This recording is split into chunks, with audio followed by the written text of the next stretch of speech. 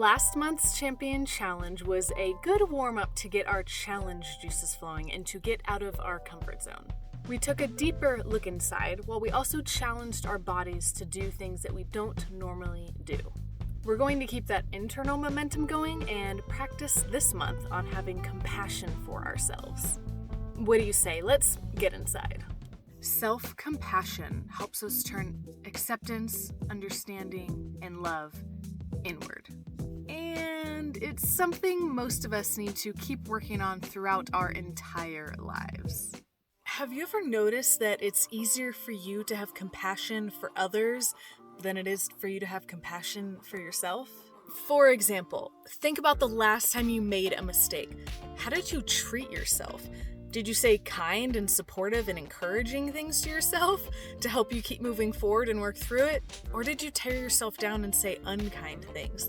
Maybe you did a mix of both. Now think about this. Think about the last time a friend shared with you a mistake that they made or something that they wish they had done differently. What would you say to your friend?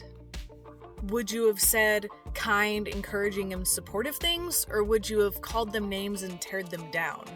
Okay, I know that's only one example, and some of us are a lot better at practicing self-compassion than others. Or maybe we're better at practicing self-compassion at different points and times in our lives.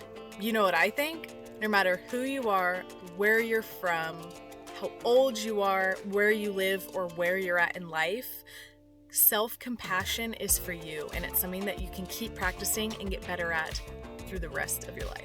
All right, are you ready to challenge that inner critic voice? Take a deep breath and tap into your loving self.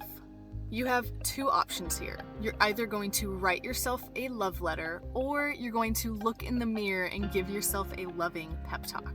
Encourage yourself. Tell yourself what you like about yourself.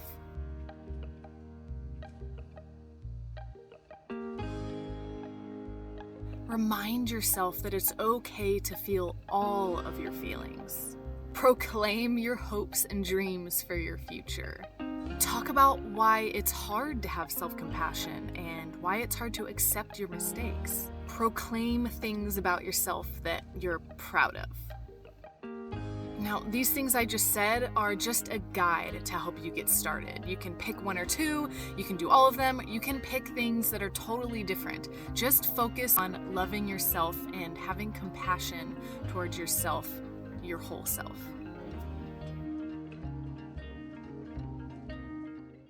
Okay, now that you're done, how do you feel now? Maybe you're feeling encouraged and hopeful. Maybe it brought up some really hard things for you. Maybe it's a mix of both. Whatever you're thinking and feeling right now, remind yourself to keep practicing this self-compassion. It's something that you can do every day. It's something that you can do throughout the day.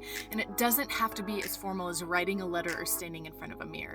It could be while you're waiting in line at the grocery store. It could be during a break from your work week when you have just a few minutes to think for yourself. Or even, or especially, right after you've done something that you wish you had done differently.